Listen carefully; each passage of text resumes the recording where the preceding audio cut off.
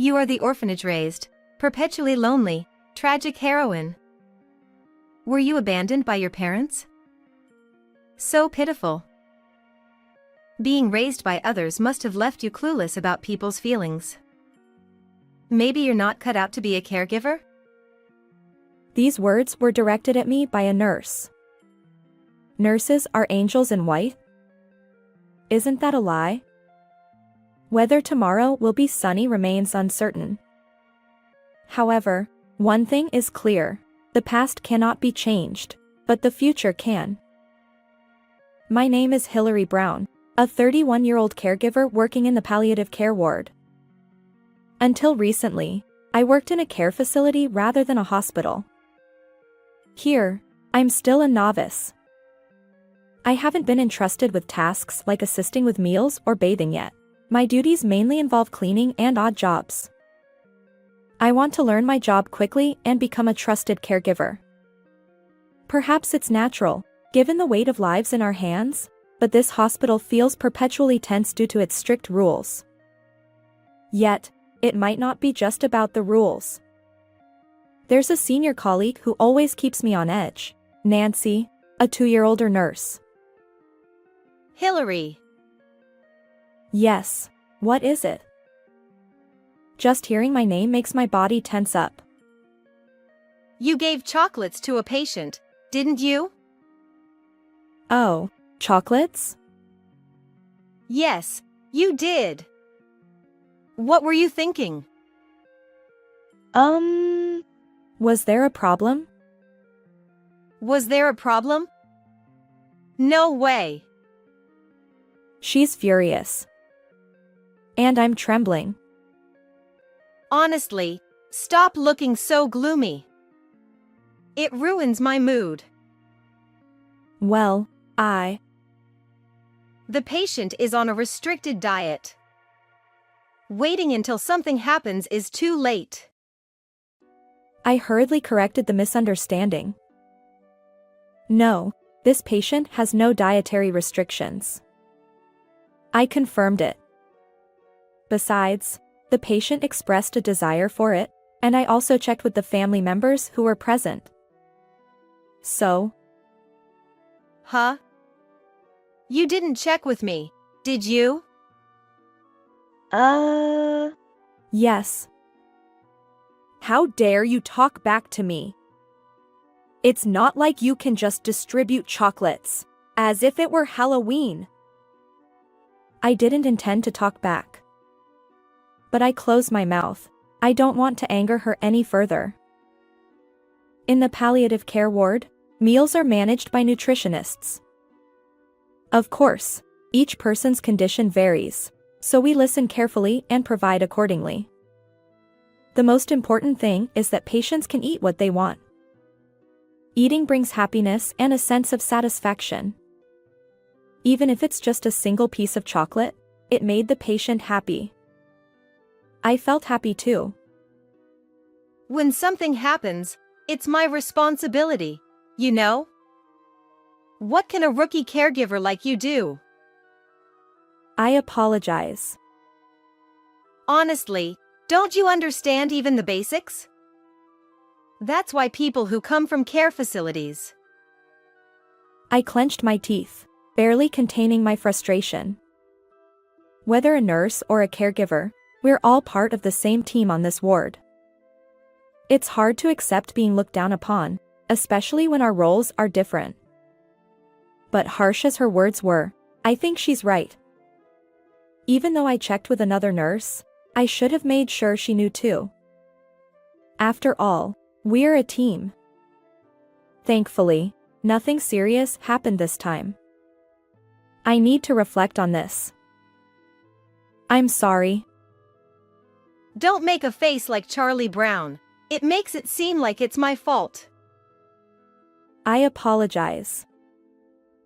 Honestly, I'd love to see the looks on your parents' faces. Oh dear, Hillary, were you raised in an orphanage? I completely forgot. My bad. I couldn't believe my ears. She's definitely saying it on purpose. Her faint smile makes me nauseous. She always speaks like this, mean and spiteful. Oh, right. They're not here. I guess I can't see them. Sorry about that. No, I don't mind. It's the truth. I intended to say it calmly, but my voice trembled. I can't lift my head in frustration. Hillary, that kind of expression isn't good. This is a palliative care unit. Looking like you're at a funeral is bothersome. I didn't mean to. Do you know that patients dislike you? Well, I'll be more careful from now on. Excuse me. If I stay here any longer, I might burst into tears. I return to work. By the way, what does it mean to have a face like a Charlie Brown? Unfortunately, I have a sense of what it feels like to be disliked by a patient. Just one patient in particular. This patient consistently ignores me. While it's easier to accept when someone confronts me directly or refuses my help, being ignored is more insidious. As a caregiver, I encounter a range of patients in the palliative care unit, some gentle, others more aggressive. They grapple with pain from illness, side effects of medication, and the upheaval of daily life. If there's anything I can do to support them, I want to give my best. However, being ignored leaves me feeling utterly helpless. As a caregiver, communication through conversation is part of the job, yet. Excuse me. I step into the room of the patient who consistently ignores me. Her name is Linda, an elderly woman with beautiful white hair and a composed demeanor. The first time we met, I felt like we'd crossed paths somewhere before. Was she a television actress? But since then, I've never seen Linda's face. Whenever I enter, she pulls the covers over her head and turns toward the wall. It's not due to any physical ailment. Apparently, she doesn't behave this way with others. Beautiful weather today, Linda, I said, but there was no response. The south-facing room had a lovely view, with cherry blossoms along the river visible. As I tidied up the room, I spoke aloud, almost like talking to myself. Linda, you know, I've loved Hershey's since I was a child. I always carry some with me. When I offered it to a patient, Nurse Nancy scolded me. Still no reaction. It was always like this, and it made me a little sad. Linda didn't want to converse, didn't want to see my face. Her thin back conveyed as much. I couldn't pinpoint when she started disliking me. It had been this way since our first meeting. Excuse me. After finishing the cleanup, I left the room. Why was she so averse to me? Even if I asked, I doubted she'd provide an answer. No matter how much I pondered, I couldn't figure it out. Maybe it wasn't my fault. Perhaps she had her reasons. Supporting her through the rest of her life, that was my job. If I dwelled on being disliked, I wouldn't be able to do my work. A few days later, as I diligently went about my duties, Nancy stopped me once again. Hillary. Yes? What have you done? Her intimidating demeanor remained unchanged. What do you mean? I haven't given any more chocolate. It's about Linda. Oh, is something wrong with Linda? Linda still lay under her covers, refusing to engage in conversation. I had merely made casual small talk about the weather, comments like, "It's going to rain this evening," or "It's chilly today." As usual, there was no response. I was confident I hadn't done anything wrong. Linda doesn't want you coming in anymore. Huh? You probably did something unnecessary. I haven't. Well, that gloomy expression of yours isn't helping. Linda is usually cheerful and smiling. A momentary pause in my thoughts. Whose words were those, exactly? I've never seen Linda smile. Go apologize to her immediately. But that's impossible. What? Don't act helpless. I don't understand why she rejects me. Just apologize. Even if I apologize without knowing what I did wrong, it might upset her. Are you trying to avoid it? Growing irritated, she glared at me. I'm bewildered. What have I done? Replace me with someone else, as Linda suggests. That's not my job. Besides, nurses and caregivers are in short supply. It's obvious. Then what should I do? I'm telling you to apologize for now. I couldn't say anything more to her stern expression. With a jumbled mind, I head toward Linda's room. To think she doesn't want me there anymore, what have I done? I feel utterly lost, unable to pinpoint any wrongdoing. Excuse me, I'm Hillary. As usual, when I entered, Linda buried herself under the covers. I wondered if anything I said would just make her uncomfortable. It's quite windy today. I commented on the weather, and then it hit me. I apologize if I've been talking about the weather too much. Did that bother you? No response. Well, of course not. She probably had no interest in conversing with an unwelcome presence like me. Yes, I understand. I apologize. I'll be more reserved in the future. Please allow me to continue supporting you. If another caregiver is found, I'll step aside immediately. Until then, I apologize. That was all I could manage.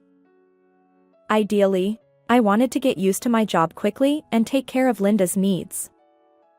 But even before crossing the starting line, the rejection weighed heavily, sadness, inadequacy, and frustration threatening to overwhelm me. As I left the room, Nancy was waiting outside. You did apologize properly, I assume. Yes. And how about Linda? She didn't say anything. Huh? She didn't respond. Nancy sighed in exasperation, giving me a disdainful look. Even if you were to apologize with that face, Linda wouldn't forgive you. You remind me of something, a freight car from Thomas the Tank Engine. But really, she wouldn't even look at my face. I didn't know the reason, and I couldn't fathom what I needed to be forgiven for. You seem to pity yourself. Nancy continued. Raised in an orphanage, an orphan, like a tragic heroine. I don't think that way. Were you abandoned by your parents? She asked with a smirk. Anger surged within me. No. My parents died in a fire. My grandmother took care of me, but she passed away a few years later. Everyone was kind to me. The orphanage was a good place. I don't want anyone to think I'm pitiable. What are you saying? Pitying yourself? After all, there's nothing left for you, right? She scoffed. Her words hit me like a shockwave. Because you were raised by others, you can't understand people's feelings. That's why Linda dislikes you too. My heart pounded in my chest. I was speechless with surprise. Maybe you're not cut out for caregiving, Nancy added, laughing again, and returned to her duties. I'm not a tragic heroine. I've lived supported by the kindness of many people. I became a caregiver because I want to give back.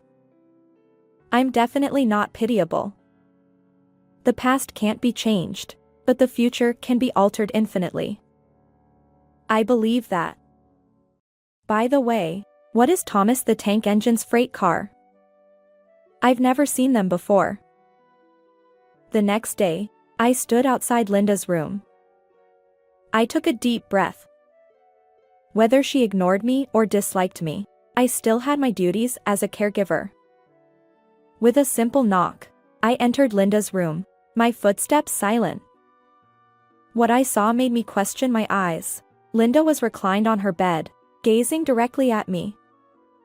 Surprised, I looked away. As I began cleaning, confusion overwhelmed me. I didn't know where to start. Yes, I've definitely seen this woman somewhere before.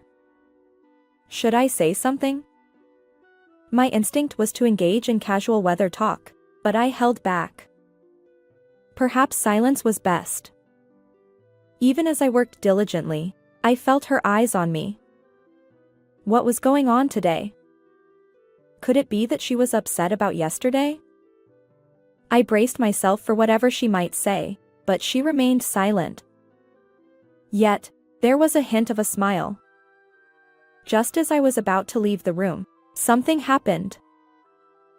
It's my fault, isn't it? Yes.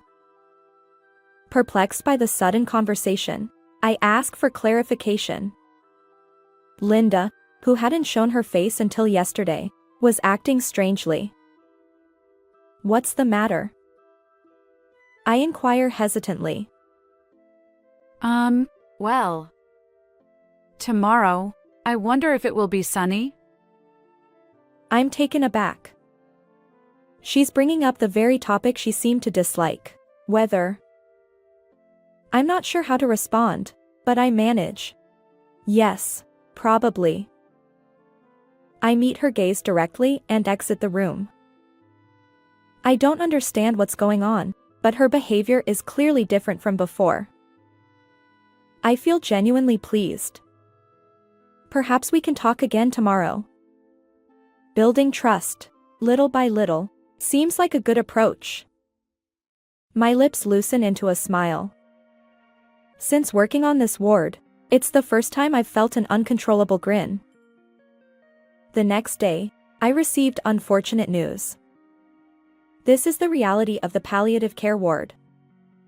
Linda's condition deteriorated rapidly during the night, and by the time I arrived for my shift, it was all over. Sometimes, fate can be cruel. As my colleague and I cleaned out Linda's now empty room, a woman entered. It was her daughter. "We apologize for your loss," my colleague and I both said to her daughter. The daughter checked my name badge and handed me an envelope. It was addressed to me, Hillary Brown. Turning it over, I saw the sender's name, Linda Martin. Linda herself. Until yesterday, she had disliked me, so why a letter now? I was puzzled. When had she written it? Did she even know my name? The handwriting was unmistakably Linda's. What could be inside? I hoped it wasn't resentment or reprimands related to work. Or perhaps reading it would reveal why she ignored me. Lost in thought, I stared at the letter until the daughter said, Please read it. Hesitant because I was still on duty, my colleague encouraged me. Go ahead and read it. To Hillary. You'll be surprised that I'm addressing you this way. And by the time you read this letter, I won't be here anymore. There's something I want to apologize for in this letter. I apologize repeatedly. I'm a coward who couldn't bear to be disliked by you, so I couldn't say it directly. When I coincidentally met you, I was truly astonished. The little Hillary I knew, same name, same voice, but not the same smile as before. Your face looked anxious. Was it because of work? No, it was me who stole your smile. So, I have no right to approach you. I'm sorry. I was the landlady of the apartment where you and your parents lived. You probably don't remember, as this story goes back to when you were a baby. It was the night the building caught fire. Arson. I lived in the neighboring building, and I rushed over immediately. But the fire spread too quickly, and there was nothing I could do. Your family, living on the second floor, was trapped and waiting for rescue on the balcony. Your mother noticed me and tossed the sleeping little you over to me. The moment I caught you, your parents were engulfed in flames. The building turned crimson, and your crying echoed. I'll never forget that day. I'm sorry, it's my fault. You were taken to an orphanage since you had no other relatives. Feeling sorry for you, I pretended to be your grandma and visited you every month. Whenever you spotted me, you'd run up with a beaming smile. Around the time you turned 5, you started resembling your mom more.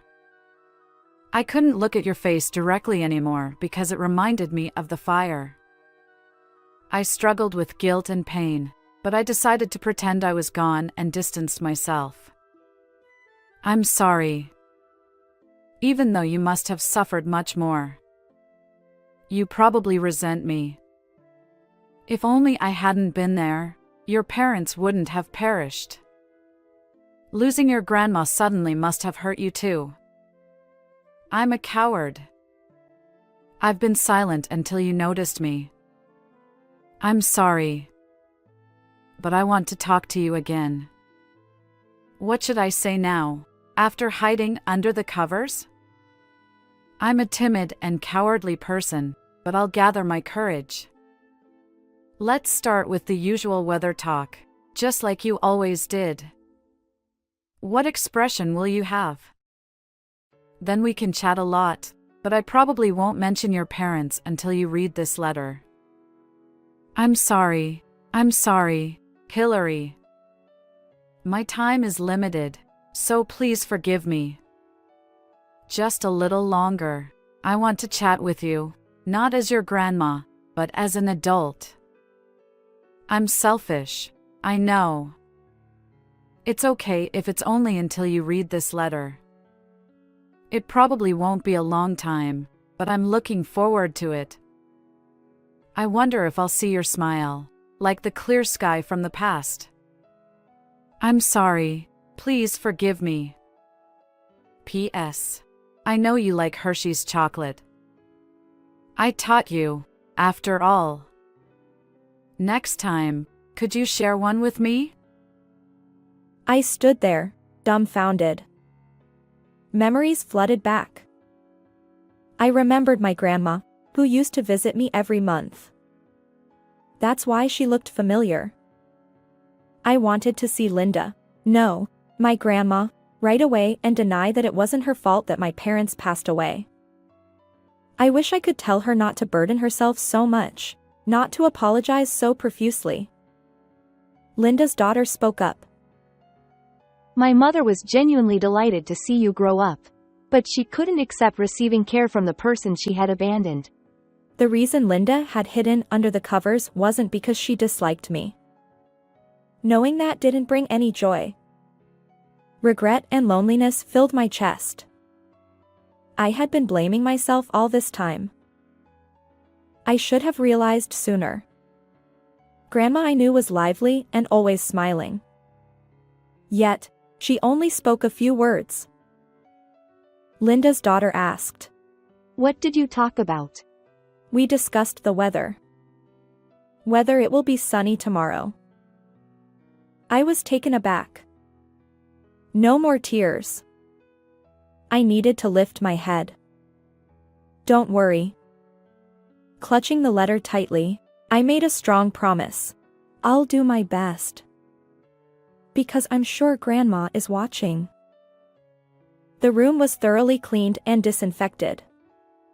Even though there was no trace of her presence left, I hesitated to move on. At that moment, Nancy passed by. Hillary. Is the cleaning done? Yes. After being rejected for so long, you finally got to take care of Linda. Well, well. She maintained her usual spiteful demeanor. As I glared at her with contempt, she seemed irritated and retorted. What's with that look? Next time, be more useful. Yes, I'll do my best. Honestly, you're such a handful. Inexperienced newbies. I took a deep breath and, facing her grumbling back, delivered my words with the brightest smile. Hey, Nancy. Maybe nursing isn't the right fit for you? Huh? Your unpleasant personality shows on your face. What? Some patients even find you intimidating. Please, put on a smile. I felt like I'd been reborn. For my sake and the patient's, I resolved to speak up from now on. As I gradually learned the ropes and worked tirelessly every day, I found myself mentoring a junior colleague. Now I was the one being asked questions. Nancy still addressed me with her usual commanding tone, but it no longer bothered me. I used to think her strictness stemmed from a strong sense of responsibility, but it seems I was mistaken. The truth is, she piles all the troublesome tasks onto me and blames me for any mistakes. That's just who she is. Then, one day, the nursing supervisor had had enough of Nancy's behavior. Although she put on a meek facade in front of higher-ups, they all knew better. Apparently, she was taken to the infamous consultation room, which was more like a scolding room. I have no idea what transpired in there, but when she emerged, she looked utterly drained, like she'd lost about 11 pounds. Maybe there's a gym behind that door? Best not to pry too much. I occasionally think of Grandma, but I no longer cry. After all, that's how I've lived my life until now. Despite no blood relation, she was a kind person who cared for me. I'm truly grateful that I got to see her before she passed away. Nowadays, patients sometimes say things like, "You have a nice smile," or, "Talking to you is enjoyable." Of course, there are also patients with whom conversation is difficult or who are in pain. But I do my best to engage with them. There are things you can only realize by genuinely facing someone, and I'd regret it otherwise. To Grandma, though this letter will never reach you, I felt compelled to write a response. Why? Because the weather has cleared up, and I wanted to share the news. Work can be tough, and there are times when I feel exhausted. But it's okay. Thank you for coming to see me. Thank you for the letter. Thank you for remembering me. Thank you so much.